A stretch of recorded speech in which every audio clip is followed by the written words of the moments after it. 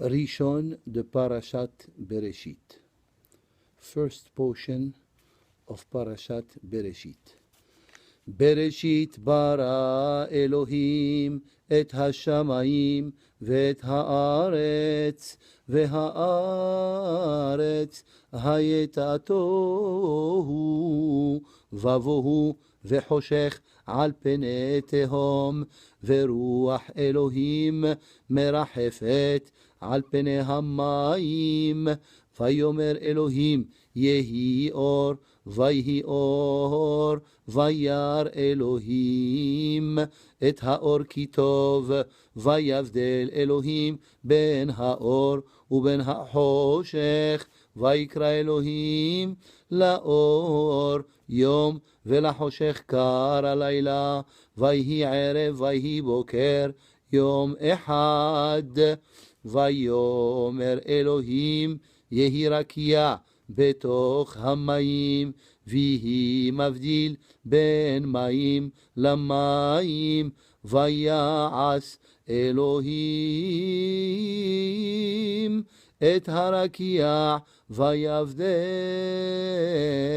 בין המים אשר מתחת לרקיע ובין המים אשר מעל לרקיע. ויהי כן, ויקרא אלוהים לרקיע שמיים, ויהי ערב ויהי בוקר יום שני. ויאמר אלוהים ייקבו המים מתחת השמיים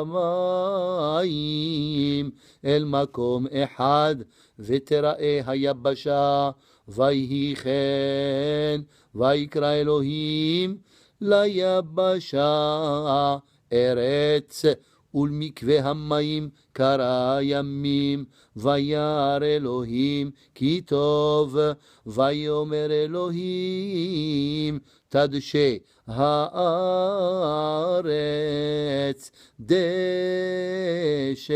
עשב מזריע זרע עץ פרי עושה פרי למינו אשר זרעו בו על הארץ. ויהי כן, ותוצא הארץ דשא עשב מזריע זרע למיניהו, ועץ עושה פרי אשר זרעו בו למיניהו. וירא אלוהים כי טוב. ויהי ערב ויהי בוקר יום שלישי.